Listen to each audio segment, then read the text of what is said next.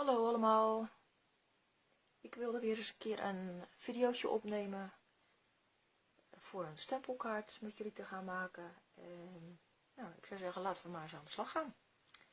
Wat ik wil gaan doen is gaan maskeren. Ik wil de kaart in deze lengte hebben en dan wil ik een baan hier gaan maskeren. En daar gebruik ik gewoon de tape van, de paarse tape, die komt bij de Action vandaan. Dan haal ik even een paar keer over mijn kleding en ik ga hem afplakken. En nou zit ik er natuurlijk heel erg lastig bij.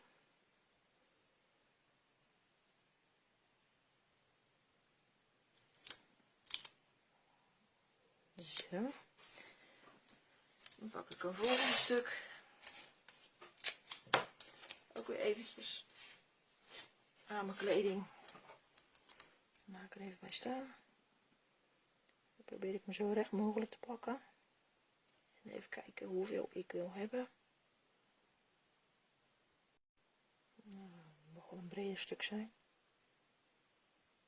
Zo, ongeveer zo. Dat gaat hem worden. Dan haal ik hem eventjes los. Ik zie dat hij hier ietsjes meer naar elkaar toe moet. Naar de buitenkant. Zo, vouw ik het eventjes om. Want anders blijft het plakken aan mijn kraftsheet. Zo. Dan pak ik de mooie achtergrondstempel van de Janine's Mindful Artcraft en de Feelings of Freedom. En die heet de Freedom Background. En die wil ik hier in deze strook gaan afdrukken. Daar pak ik zwarte inkt voor. De Versafine kleur. Dan ga ik eventjes kijken welke ik het leukste vind om in de achtergrond te hebben. Ik vind eigenlijk dit wel leuk, zo'n strook. Dus dan ga ik deze kant alleen beinkten.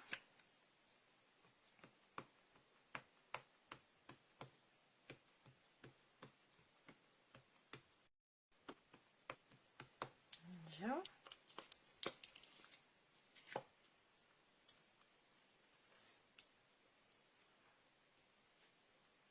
Dan past er ook. Ik ga er weer eventjes bij staan, want dan kan ik zien wat ik doe. Ik vind het wel leuk eigenlijk als die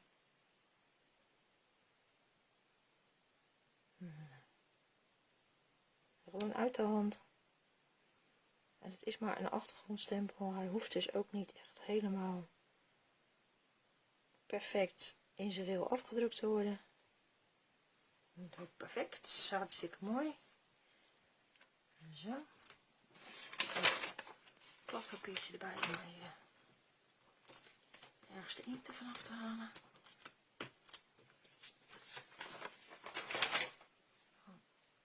Babydoekje eroverheen.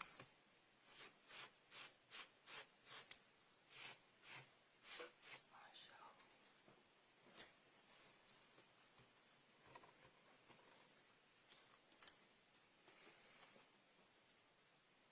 Dan haal ik een beetje het inkt hier weg.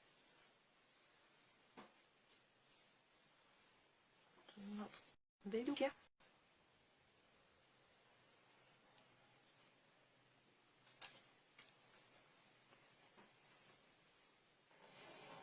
Een beetje droog.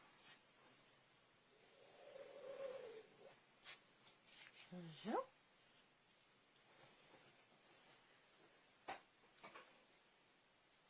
Die kan even aan de kant. Dan nemen we de oxide inkt.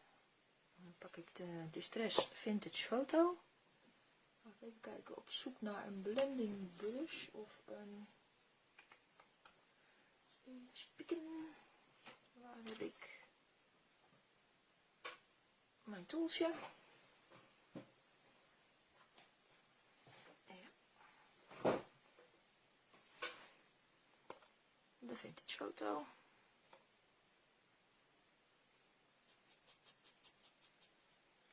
En dan gaan we eventjes de randen mee aanzetten. Ik ga even voor alle zekerheid kijken of die al droog is. Oh, ik maak er gelijk een zootje van.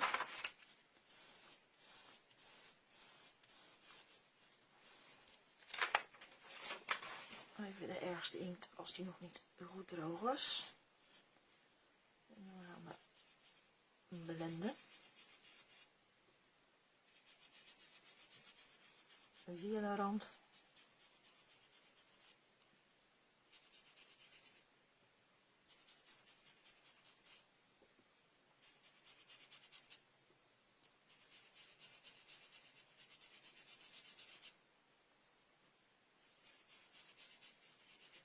Eventjes kleur aanbrengen.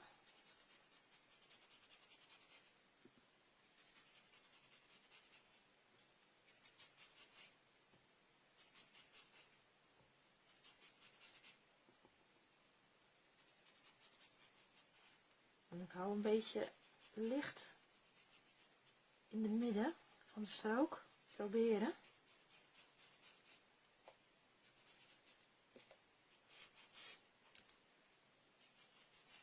Zo.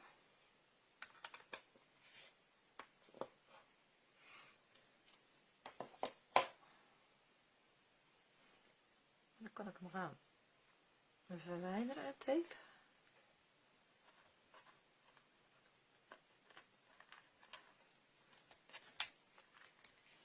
Schuim wegtrekken. Zodat je de minste kans maakt op beschadigen van het papier.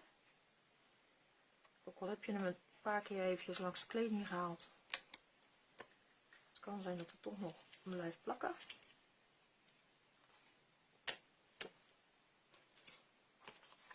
Oh, het is wel een heel dun strookje. Maar goed, geeft niet. Komt goed. Eens even kijken. Is het precies dit? Nee, zeker. Dan ga ik het strookje nog eventjes extra weer langs mijn kleding halen. Omdat ik hem nu namelijk over het Distress Oxide. Ik ga het even dichterbij me halen. Dan kan ik het beter zien. Anders dan zit ik straks weer met mijn hoofd in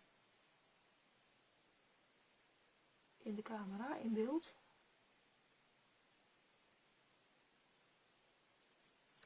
Zo.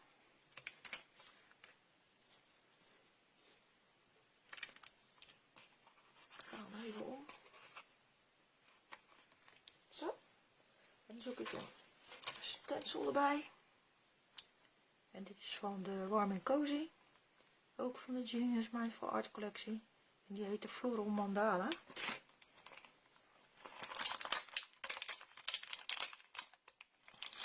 Mask nummer 59.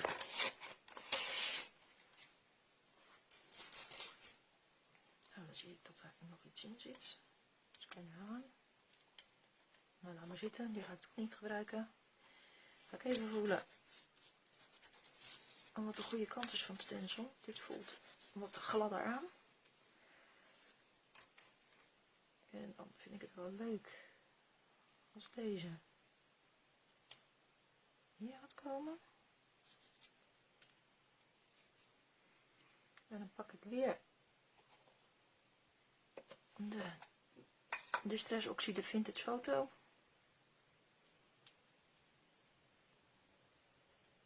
En dan ga ik heel voorzichtig, heel lichtjes, ga ik deze mandala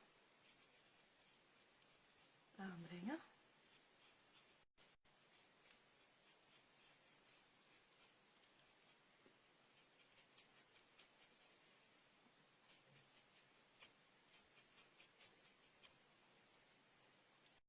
Dus ja, het is meer dan voldoende. En dan pak ik hem aan deze kant ook nog.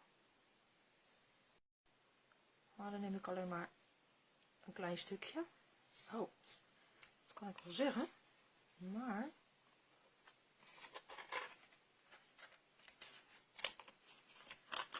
kijk, mijn masking tape was nog niet breed, was te breed.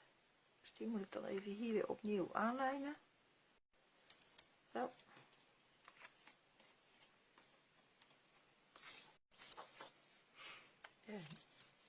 Deze weer terug plaatsen. Even kijken of ik nog in beeld ben. Ja. En een klein stukje maar zo. Het hartje eruit. Ja.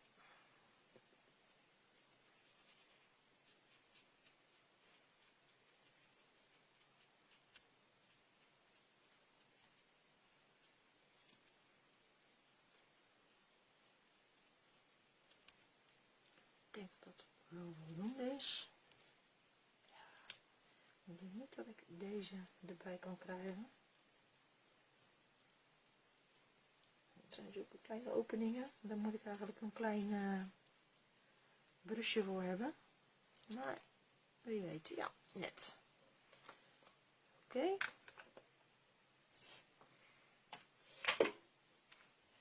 Gaan we deze weer verwijderen. Dan denk ik dat ik gewoon voor de volgende stap. Nee, even kijken. Dat ik dan gewoon een papiertje pak om het af te dekken.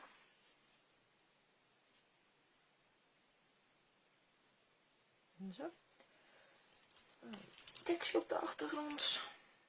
En daar pak ik de Inky Notes van de Write Your Story. Is ook van de JMA collectie. Ik denk dat ik deze eens ga nemen.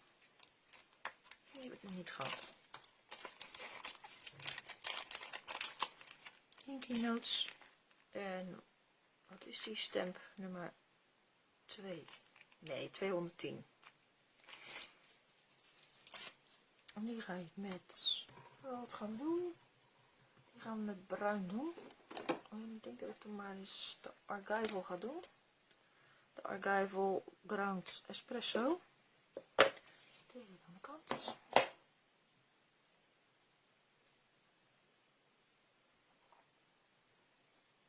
Een slokje koffie. Koffie staan.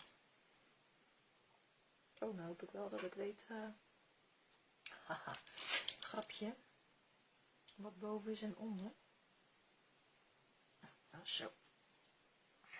En die doe ik gewoon uit de hand.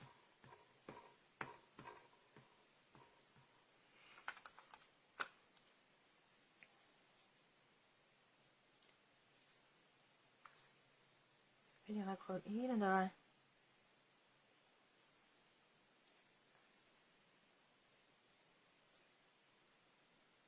Dan zet ik hem nog een keertje. Dan leg ik hem er wel even op. Zo.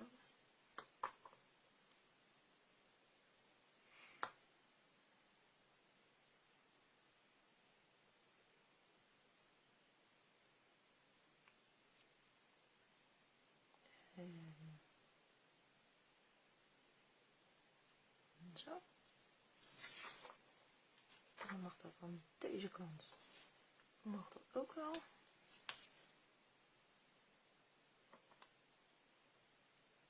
Dan doe ik hem niet zo ver afdrukken. Niet zo ver naar de buitenkant. Maar gewoon dat hij goed ligt.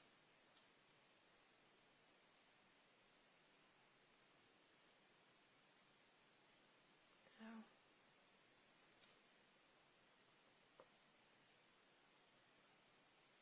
En hier nog een keertje. Heel subtiel. Zo.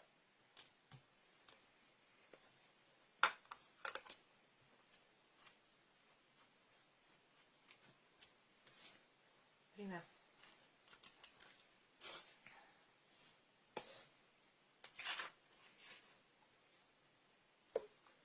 Zo. Dan moet er natuurlijk een focal point op komen. En daar ga ik de paradijsvogel voor gebruiken. Dat is stamp nummer 421. Die is ook van de Feelings of Freedom.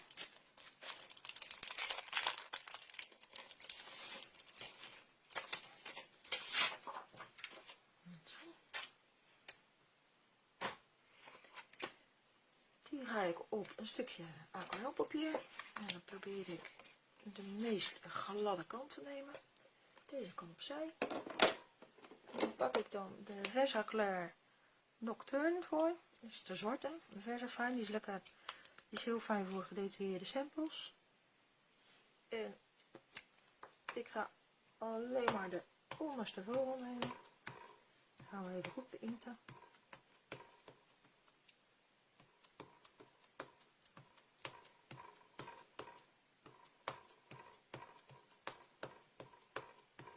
Die lekker nat is. Dat moet er ook nog op. Zo. Maar die doe ik niet op een blok of zo, die doe ik gewoon uit de hand.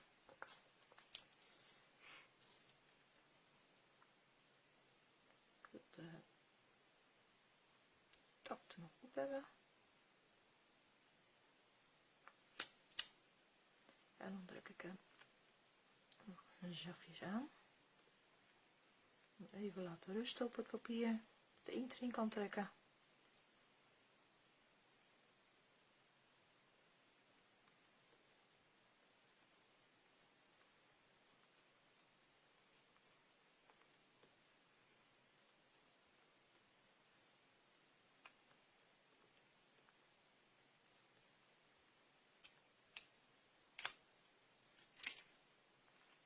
Oké, klaar. Hier eventjes een doekje over. Zo, mag die aan de kant.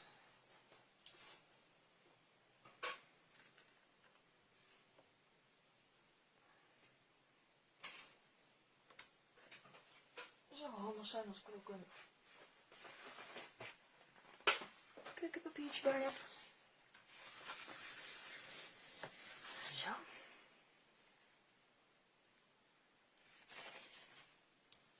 Nou, dan wordt het tijd om hem in te gaan kleuren. En dan ga ik wat distress kleurtjes doen. En eens even kijken of we eraan... Oh, mijn inkpot ligt los. Ik pak van de Distress Inkt de Salvage Patina. Die vind ik mooi. En eens kijken hoe die is met de Price Ribbon. Ik denk dat die al heel erg fel is, maar eens even kijken. Het is wel leuk als je een beetje een contrast hebt. Kijken of dat gaat lukken. Dan pakken een waterpenseeltje.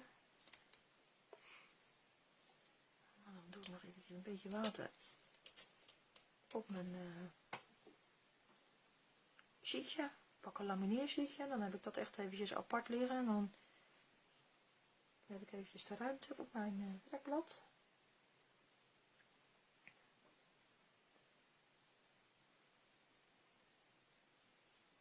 En dan gaan we maar eens kijken. Ik pak eventjes ook een keukenpapiertje erbij.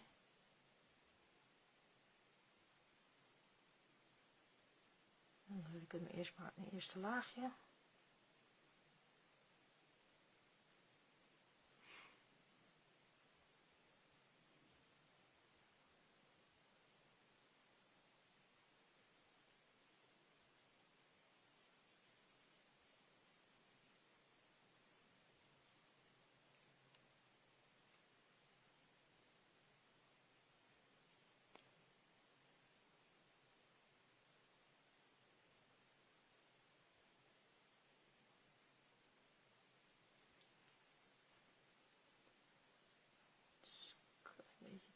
Met wat eens kijken hoe die.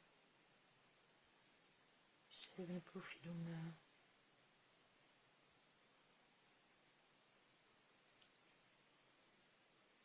Nou, we gaan proberen.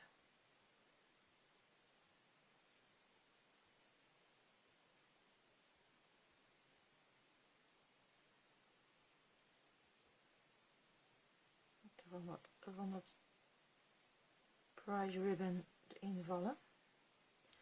Mag best van een fantasievogel worden.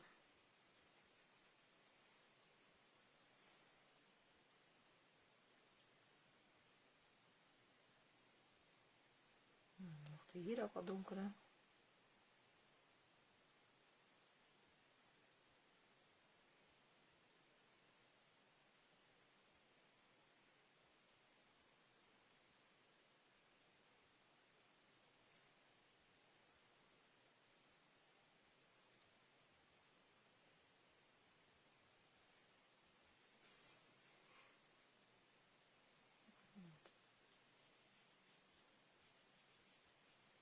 strepen.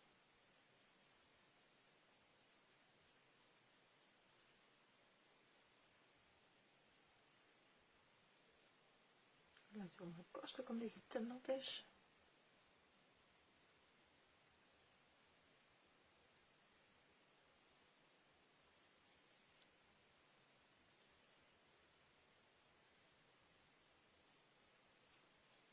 En de staart, een lange staart, dan mogen gewoon van die vegen worden.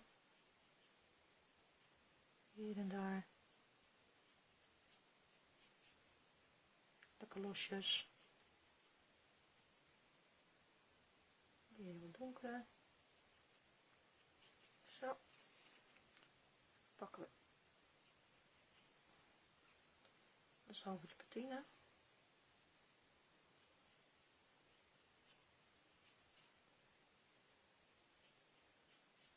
En ook gewoon strepen zetten. En dan kunnen we eventueel ook wat meer mee dicht zetten.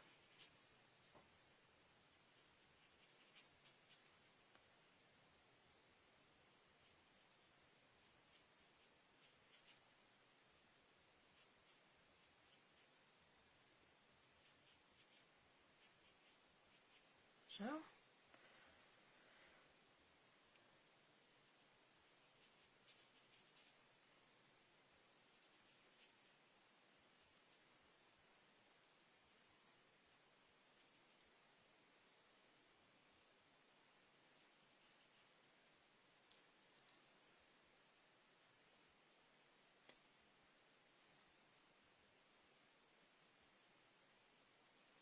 Lichtjes houden.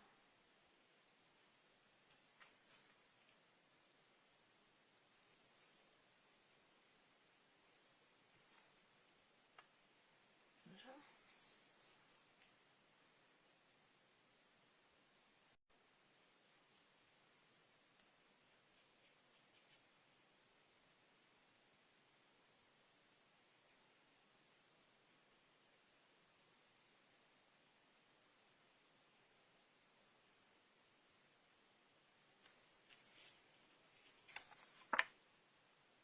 Nou, prima toch, denk ik. Zo voor de eerste laag. Ik denk dat ik er maar grijze poten ga gooien. Maar een beetje grijs groen, denk ik. Dan pak ik de light marker.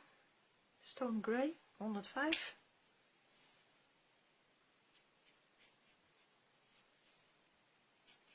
Ja, die is een beetje groenig.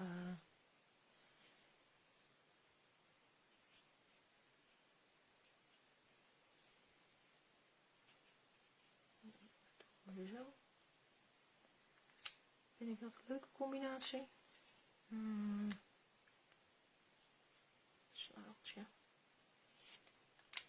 Kan ik natuurlijk altijd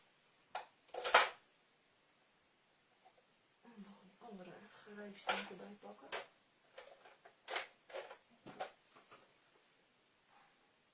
Green Grey GG7. Die doe ik eventjes op mijn sheet.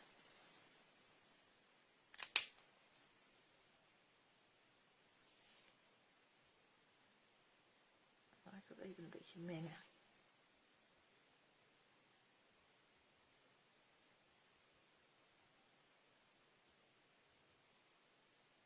Precies hoe dit zit, maar het wordt toch uitgeknipt. Zo. Hier heb ik er overheen gegaan.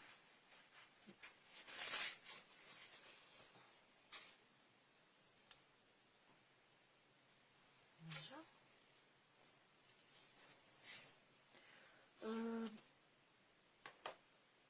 Laat ik eventjes drogen. Dan heb ik hier nog dat blauw.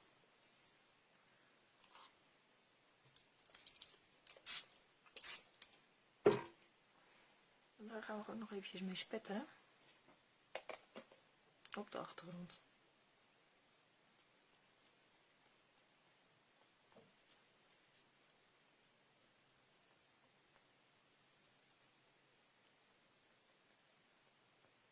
Heel eventjes. En dan pakken we de donkere kleur nog.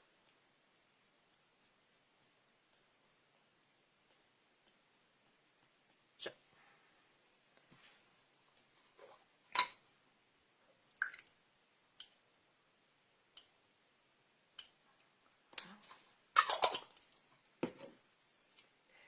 Kijken. Zo.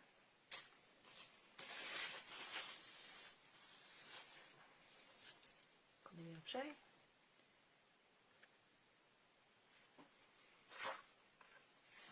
Dan gaan we nog eventjes bruin doen. Dat kan ik nog wel.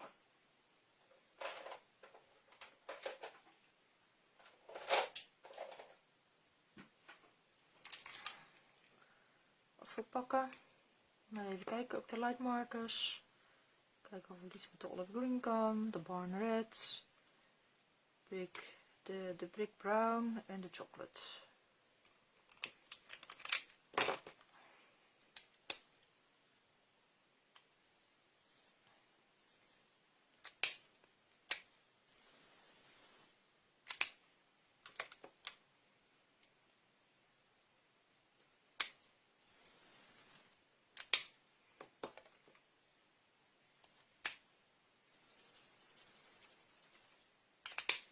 Allemaal eventjes op het sheetje. En de donkere kleur. Nou, doen we dat groen een beetje aan de bovenkant.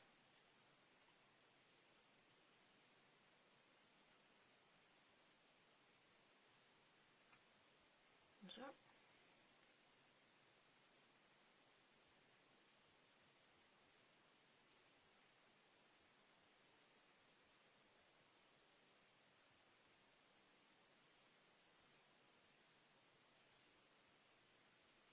Ik ben echt geen kleurder, hè, dus ik doe het gewoon op de makkelijke manier. Ik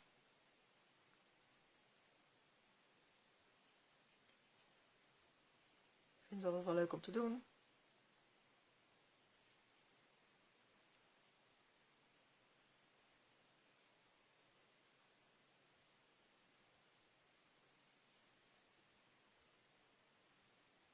Onder de tak is het wat donkerder.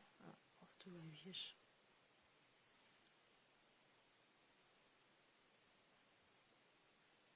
Zo.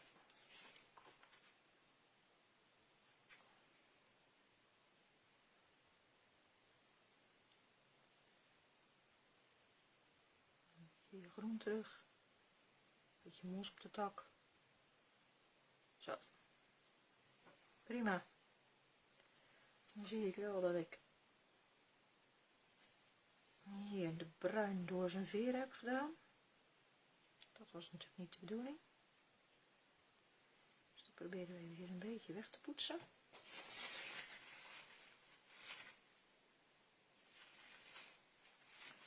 Een heel klein beetje.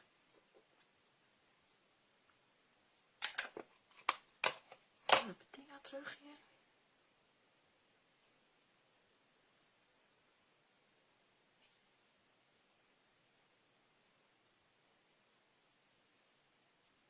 Zo.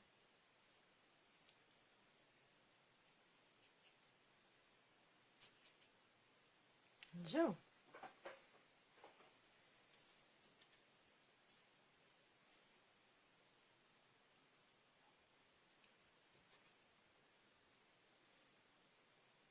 Prima, denk ik.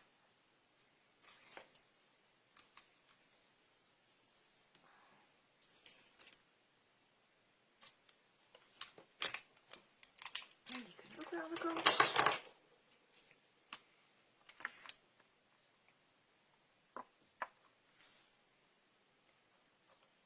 Eventjes drogen, even die tool erop.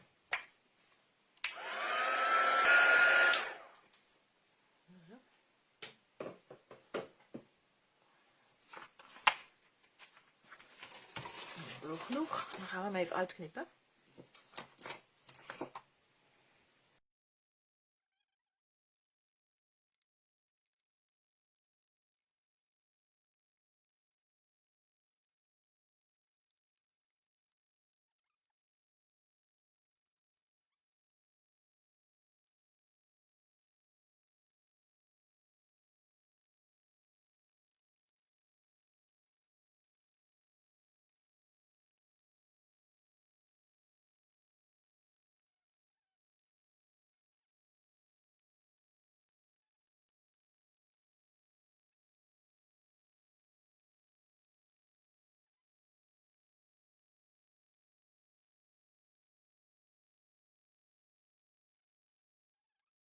Zo. Nou. Oh, hier zit nog wat van het vintage foto aan. Foto eventjes mee gaan zetten. Tak.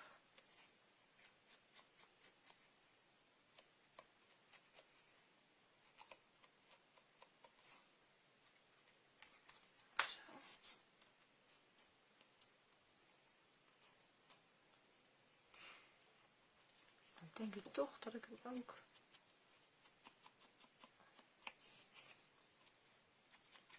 dat lijstje ga aanzetten.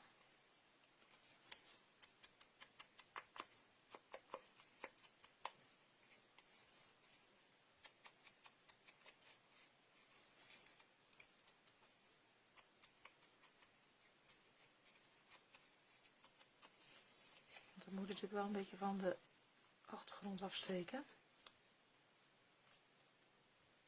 Zo.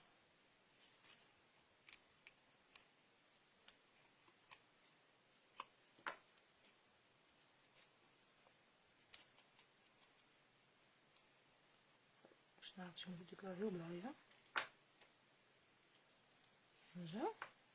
Nou, helemaal top, toch? Volgens mij.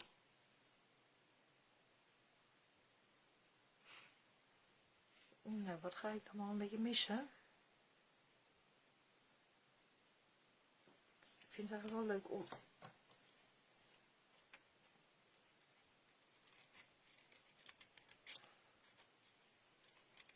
dit een beetje in te knippen.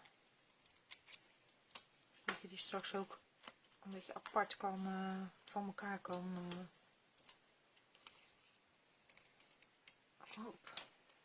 Dat betekent dan ook dit wat aanzetten.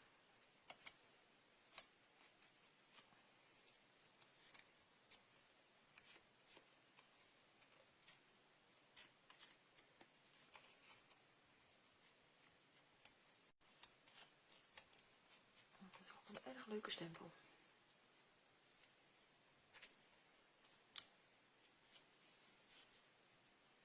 Zo. Een beetje bol maken. Meestal met een achterkant van een penseel. Een beetje een bolling erin.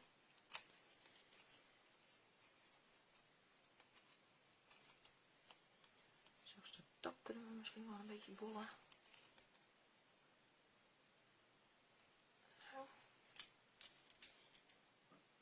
Ja, en dan zouden er dus van die tekstjes bij kunnen. Dat is de Enhancement set.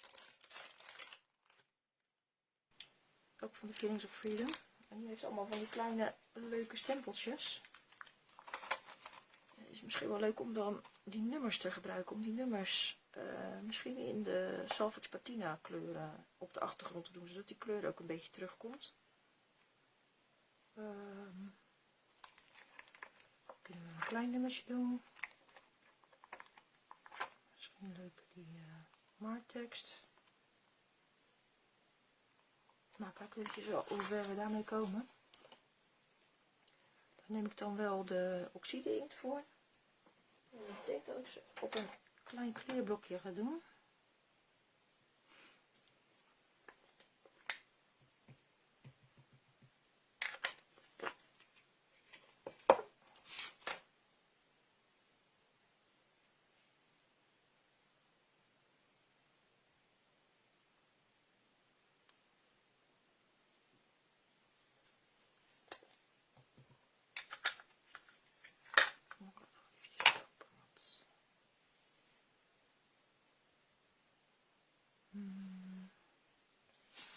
Eventjes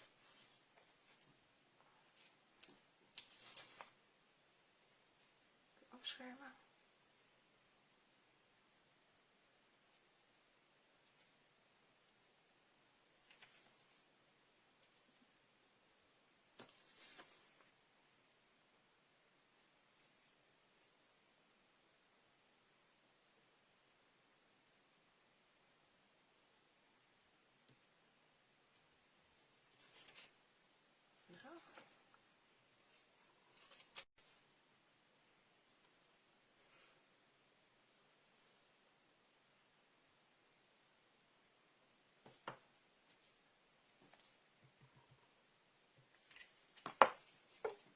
nummer.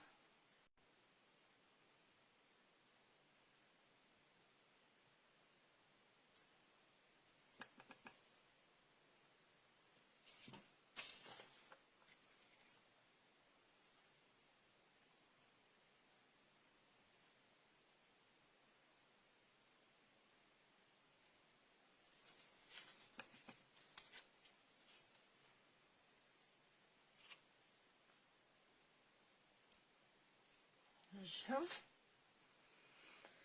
Dus even kijken hoe het uitkomt.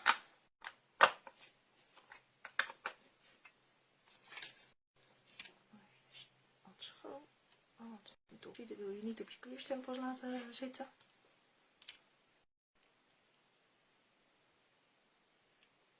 Kijk, zo komt die kleur alweer iets meer terug. Prima. Ik denk dat we ook niet te veel aan moeten doen. Die terug. Passen, want we zullen het niet kwijtraken. Dan heb ik deze toch liggen. Dan ga ik voor de tekst gebruiken.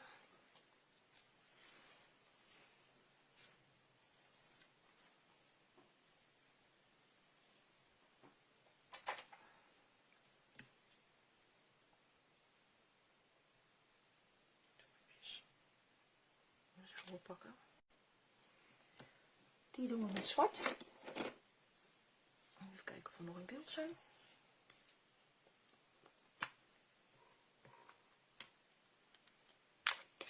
Dus met die Versafine kleur.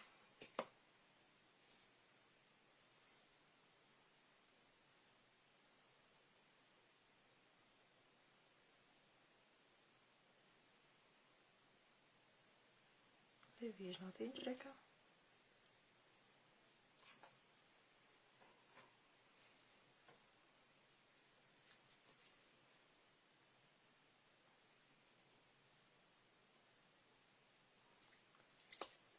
Oh, tuurlijk.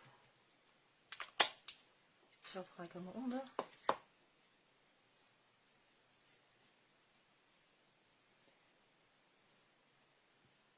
En die inkpetjes, die dekseltjes zitten soms zo goed vastgezogen.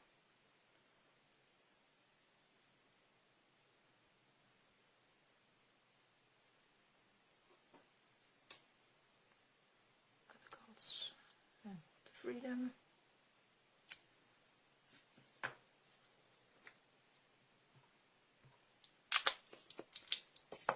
Zo.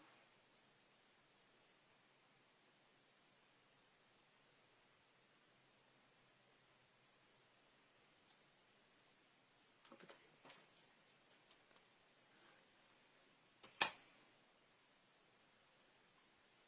Eventjes. Papiertje ergens af.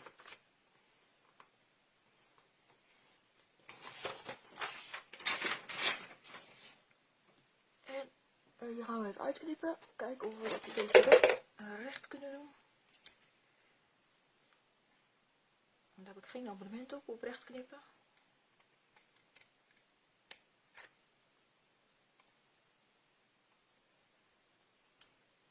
Maar goed, dat geeft niet.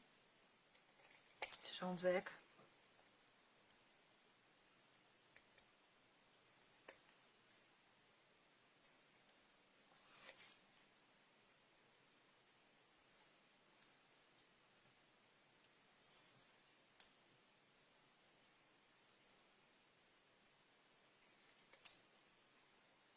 Ook wat. Ja.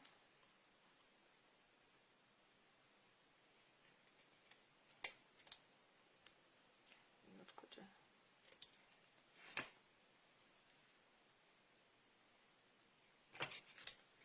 Wat smaller.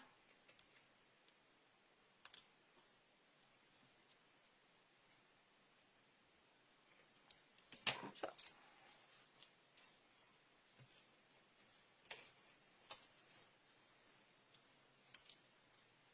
Hoppatee.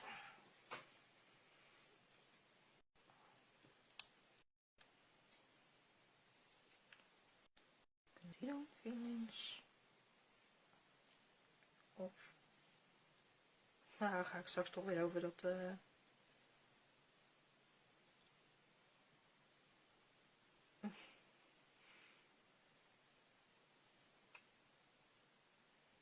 Ja, daar gaat het wel op lijken. Dus ik ga deze toch nog... Wat was het? 3 maart. Die gaan we dan toch nog een keertje afdrukken. Zo.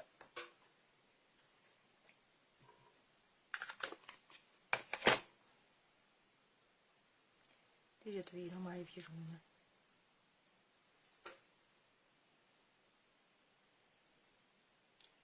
Zo.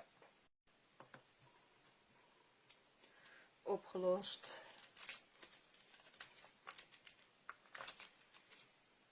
Deze ga ik even weg. Want het zijn niet van die kleine stempeltjes dat je ze straks niet meer weet liggen.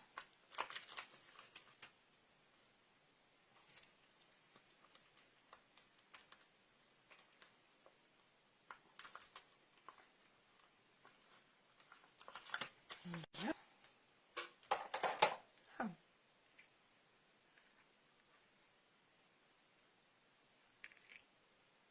Dit zou het dan moeten zijn. Nou, dan gaan we deze nog eventjes aanzetten. Met een beetje bruine oxide. Er zit nog wel wat aan mijn toeltje. Moet voldoende zijn.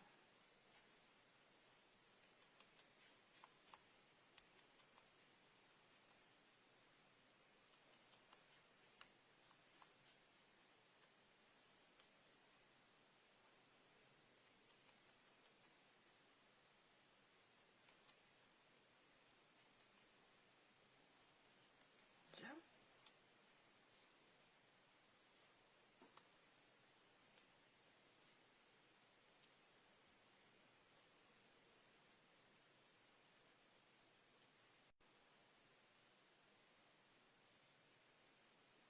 Ja, wel leuk als je een beetje dat diagonale erin hebt zitten. Ja. Nou, weet ik niet of het leuk is om van dat sisal eronder te hebben. Ik denk dat we het gewoon maar heel simpel moeten, dat we het zo moeten houden. Ja. Nou, dan gaat die gaan opplakken. En daar gebruik ik van dat siliconen lijm voor. 3D kit.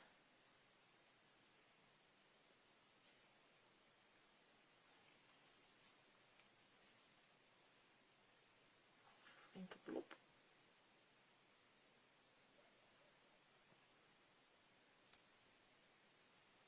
Kopie.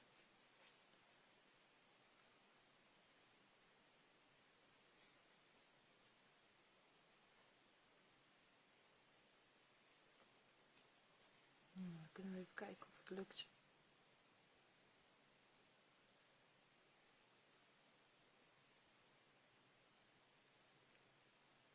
Nee.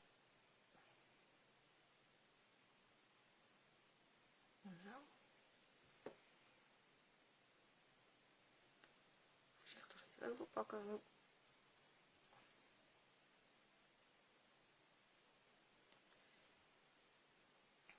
Even mikken. Ik ga hem even dichterbij me halen, want ik wil eventjes goed...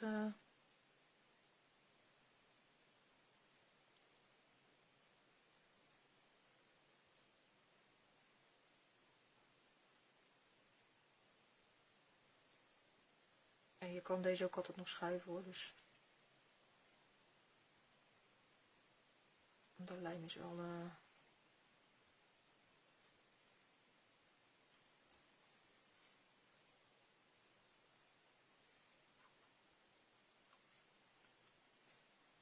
Die blijft lang.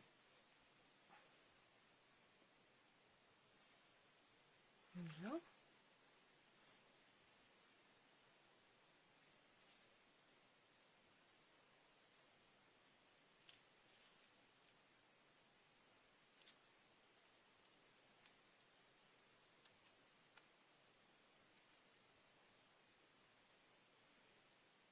Is deze dan? Tja.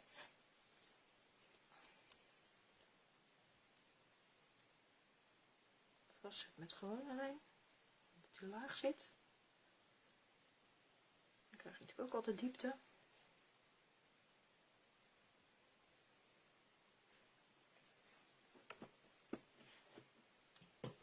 Zo. Deze tak misschien ook wel.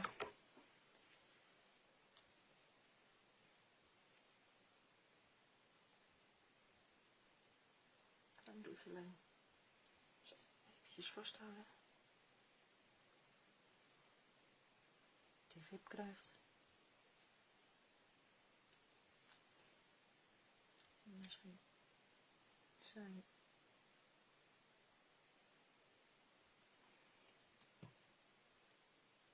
snaveltje ook.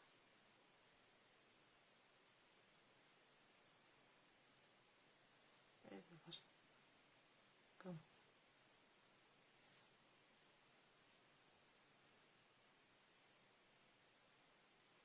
Ja, hebben ze. Speelt er weer in. Zo. Nou, die tekst die mag voor mij wel gewoon plat.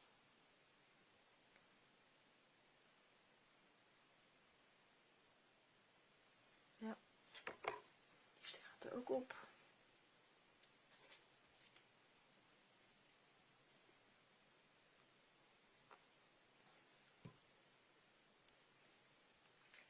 Pak hem even op hoor, want ik wil wel zorgen dat hij recht zit.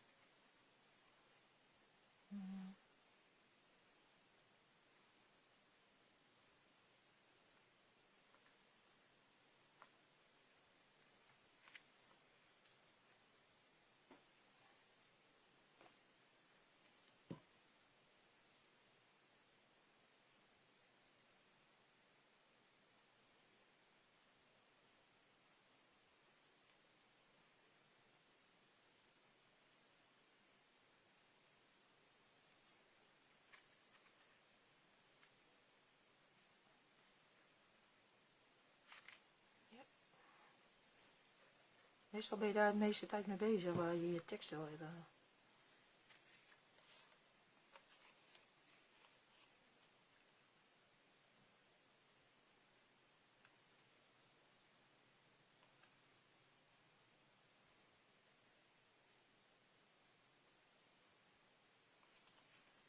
Zorg dat hij een beetje recht is. Hij mag nog wel wat zakken. Kan dat nog? Ja. Helemaal goed. Helemaal goed. Zo.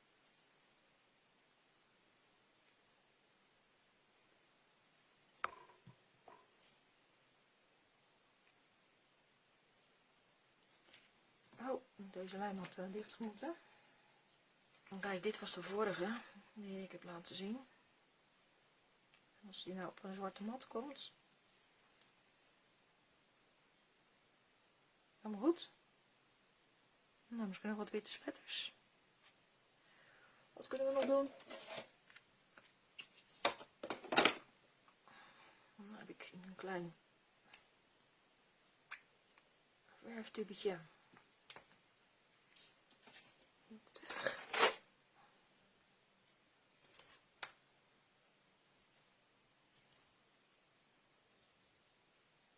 Dan heb ik wat witte acrylverf zitten. Kan ik eventueel nog een klein beetje verdunnen. En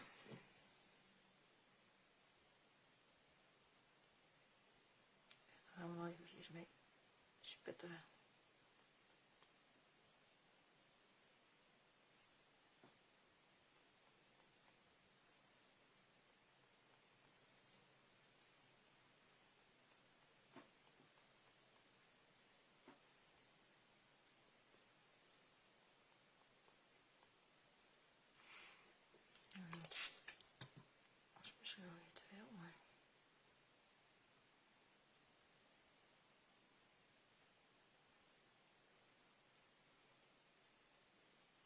Nou, deze weer dicht.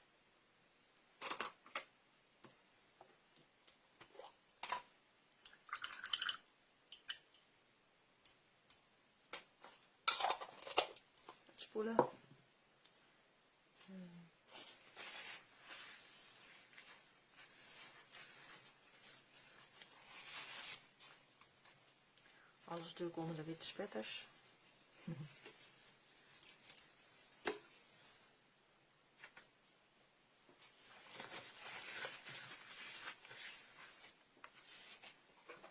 Zo. Nou. Ik kan misschien nog eventjes wat witte accenten aangeven. Op de vogel. En hier in die borden. Maar dat ga ik nu eventjes niet doen, want de lijm die moet nog eventjes drogen. En dat duurt wel eventjes met deze lijm. Die heeft wel even tijd nodig. We kunnen nog wat schaduw aanbrengen. Normaal gesproken doe je dat ook pas wanneer alles droog is. Waar is mijn potlood?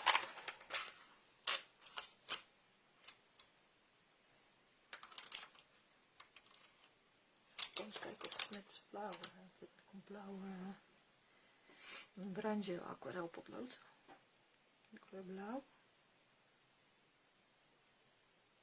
Even een klein beetje aanzetten.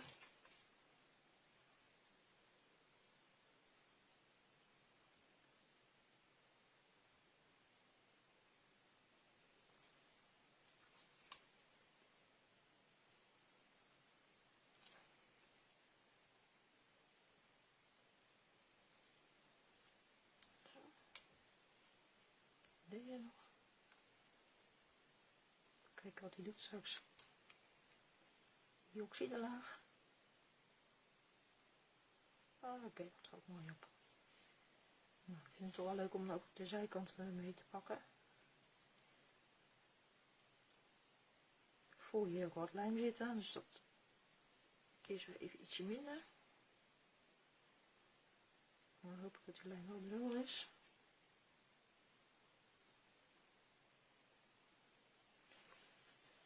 Zo, kijk. Dan ga ik dat ook weer een klein beetje hier doen.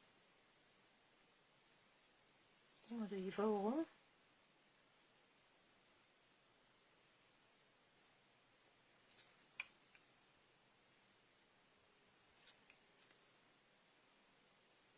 is toch wel leuk om dat met dat blauw te doen, zie ik.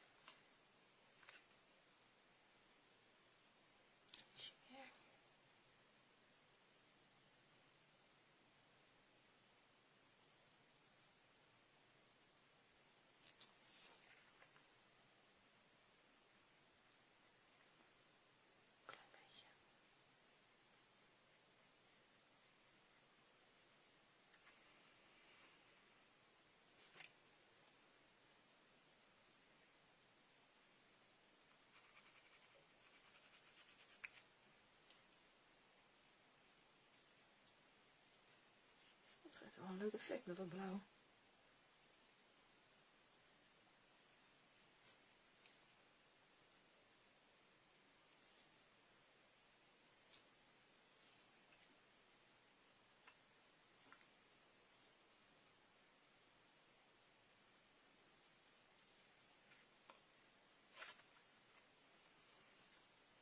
Ik vraag me af of ik het nog onder de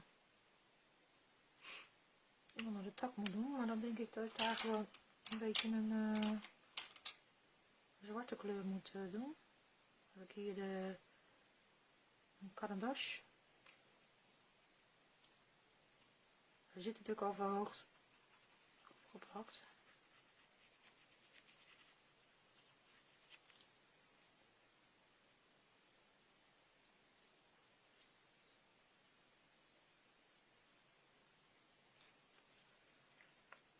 Ja, dat kan wel. Heel lichtjes.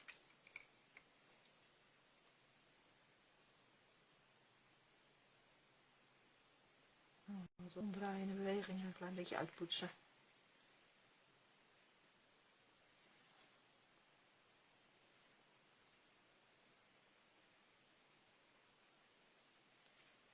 Ja, prima. Zo.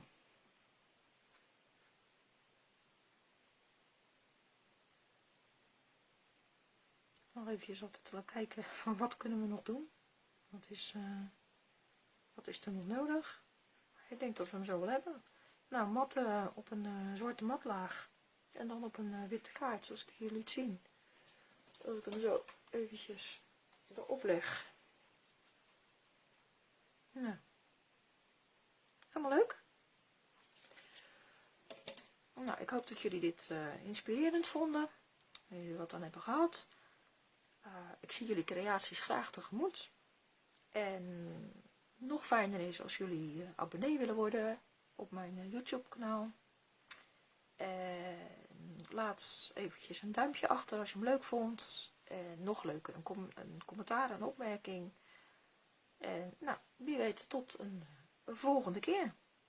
Doei doei!